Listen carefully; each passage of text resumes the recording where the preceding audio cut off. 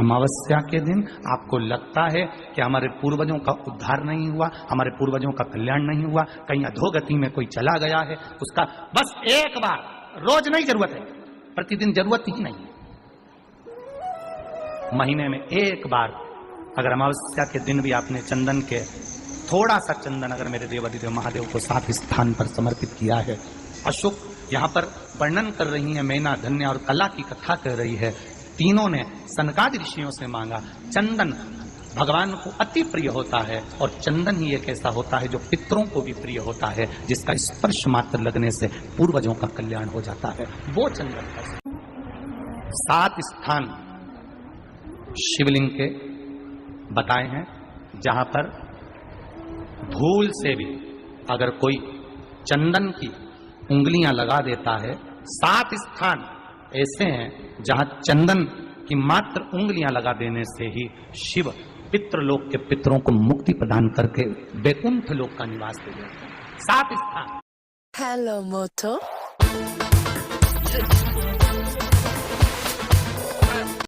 पितरों को मुक्ति प्रदान करके वैकुंठ लोक का निवास दे देते हैं। 7 स्थान।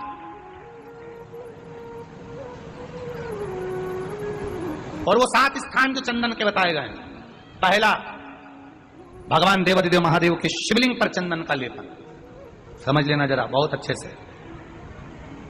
आपको लगता है स्वप्न में कोई मुर्दे दिख रहे हैं, या कोई जल रहा है, या कोई मर रहा है, या कोई चला गया है, ऐसा भय लगता है। बच्चों को मानी भेजूंगी ऐसा हो जाएगा, पति को मानी भेजूंगी ऐसा हो जाएगा, कोई हमारे कोई गलत तो नहीं कर रहा है, आपको लगता है। 7 स्थान चंदन के बताएं महाराज। पहला शिवलिंग, दूसरा जहां गणेश जी का स्थान है, मालूम है ना सबको, जम के बोलो जरा, मालूम है ना सबको, जहां गणेश जी का स्थान है वहां अलग से गणेश जी बैठे, वहां नहीं। शिवलिंग में जलाधारी के ठीक सामने राइट में गणेश, लेफ्ट में कार्तिकेय, बीच में अशोक सुंदरी। तो पहला चंदन बाबा के शिवलिंग पर, दूसरा गणेश जी पर चंदन की उंगली, तीसरा षडानंद कार्तिकेय पर चंदन की उंगली, चौथा अशोक सुंदरी पर चंदन की उंगली, पांचवा जलाधारी पर चंदन की उंगली, छठा जो शिवलिंग का जल बह रहा है इसके ठीक विपरीत की ओर चंदन की उंगली, और 7वां चंदन नंदी के मस्तक के ऊपर जो 2 सींग लगे रहते हैं उस पर चंदन की उंगली। ये कब लगाई जाती है? या तो अमावस्या के दिन आपको लगता है कि हमारे पूर्वजों का उद्धार नहीं हुआ, हमारे पूर्वजों का कल्याण नहीं हुआ, कहीं अधोगति में कोई चला गया है, उसका बस एक बार, रोज नहीं जरूरत है, प्रतिदिन जरूरत ही नहीं है, महीने में एक बार अगर अमावस्या के दिन भी आपने चंदन के थोड़ा सा चंदन अगर मेरे देवाधिदेव महादेव को 7 स्थान पर समर्पित किया है। अशोक यहाँ पर वर्णन कर रही है, मैना, धन्य और कला की कथा कर रही है। तीनों ने सनकादि ऋषियों से मांगा। चंदन भगवान को अति प्रिय होता है और चंदन ही एक ऐसा होता है जो पितरों को भी प्रिय होता है, जिसका स्पर्श मात्र लगने से पूर्वजों का कल्याण हो जाता है। वो चंदन का। आपके घर में पितृदोष है, आपको ऐसा महसूस होता है,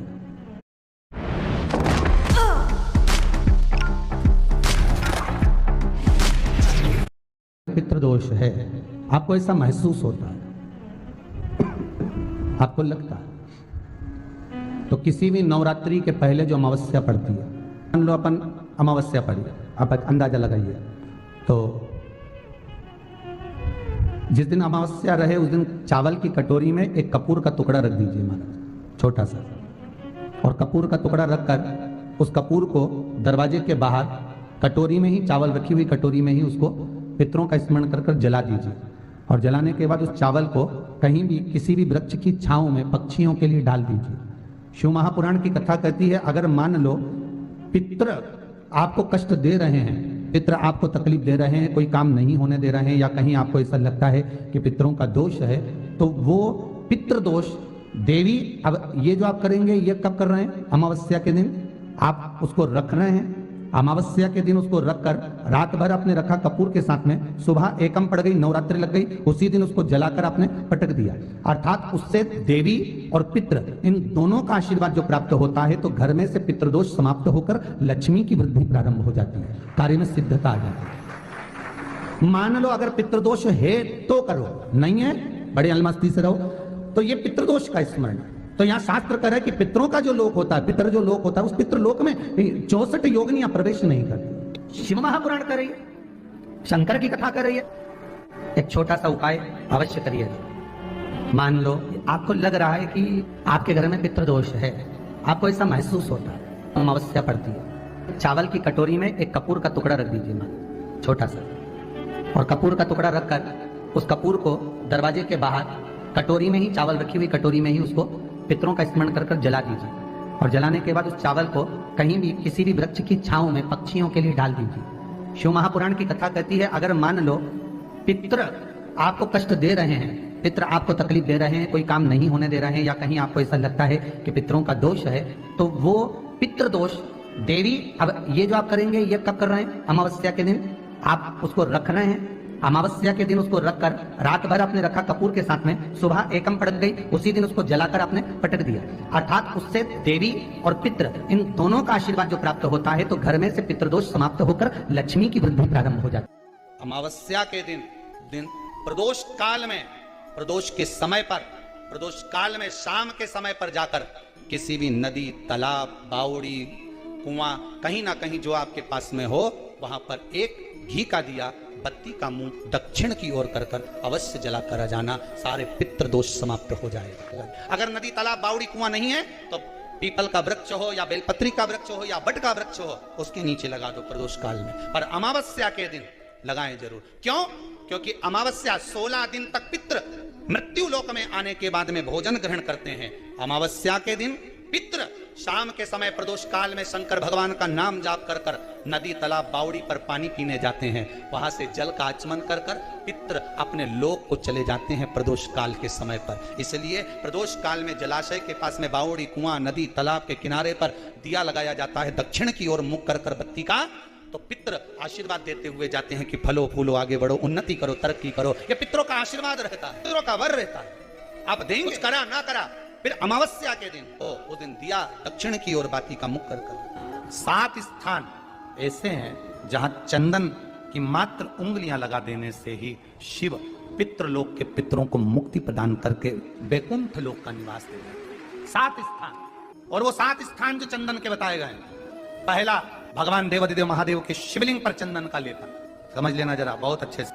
आपको लगता है स्वप्न में कोई मुर्दे दिख रहे हैं, या कोई जल रहा है, या कोई मर रहा है, या कोई चला गया है, ऐसा भय लगता है, बच्चों को मानी भेजूंगी ऐसा हो जाएगा। जिनके यहाँ पितृदोष होता है, काल सर्प दोष होता है, वास्तु दोष होता है, उनको ज्यादा कुछ नहीं करना होना।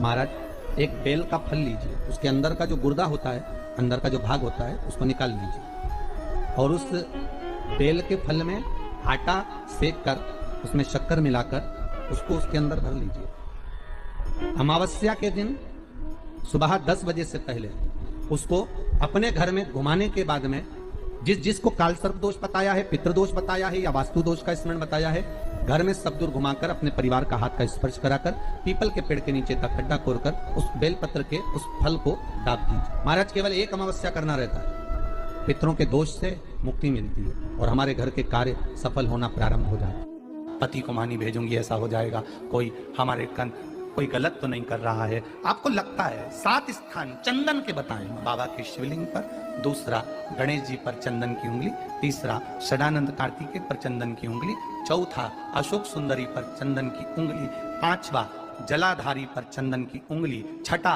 जो शिवलिंग का जल बह रहा है इसके ठीक विपरीत की ओर चंदन की उंगली, और 7वां चंदन नंदी के मस्तक के ऊपर जो 2 सींग लगे रहते हैं उस पर चंदन की उंगली। ये कब लगाई जाती है? या तो अमावस्या के दिन आपको लगता है कि हमारे पूर्वजों का उद्धार नहीं हुआ, हमारे पूर्वजों का कल्याण नहीं हुआ, कहीं अधोगति में कोई चला गया है, उसका बस एक बार, रोज नहीं जरूरत है, 4 दिन दुकान अच्छी चले, बाकी के समय देखना पड़े, समझ लेना पितृदोष।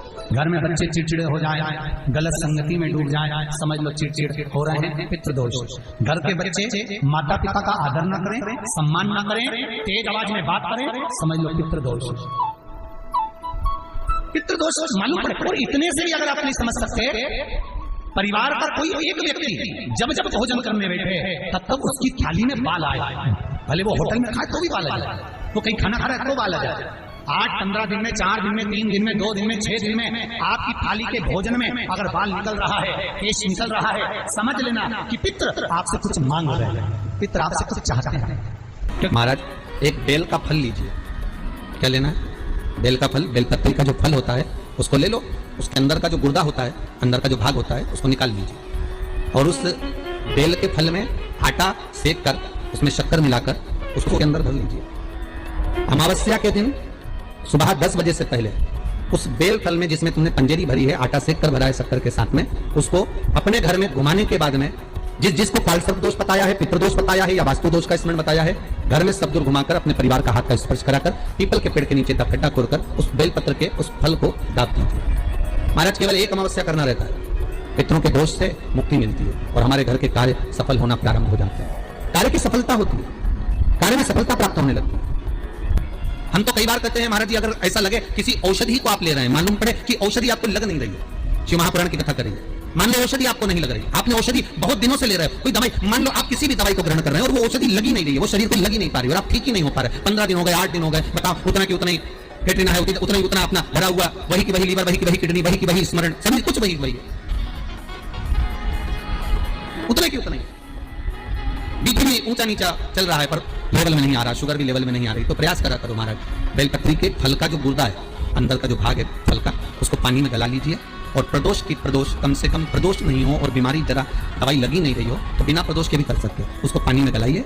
आधा घंटा पानी में, जैसे आपको सुबह मंदिर जाना है 10 बजे, तो सुबह स्नान कर कम से कम 6:30-7 बजे उसको पानी में गला दीजिए और उस बेले के फल का गुर्दा से गला हुआ पानी शिव जी को ले जाकर समर्पित कर दीजिए। महाराज उस पानी में से थोड़ा सा 1 चम्मच पानी शिव जी पे चढ़ा हुआ लेकर आ जाइए। उस पानी को जो बीमार व्यक्ति है उसको औषधि देने से पहले मात्र आधी चम्मच से भी आधा चम्मच उसको दे दीजिए। भगवान शंकर का श्री शिवाय नमः तुभ्यम का जाप कर उस पानी को देने के बाद अगर आप औषधि देंगे तो ये पक्का है कि औषधि अपना कार्य करना प्रारंभ कर देगी और वो स्वस्थ होना प्रारंभ होगा, वो स्वस्थ होगा। औषधि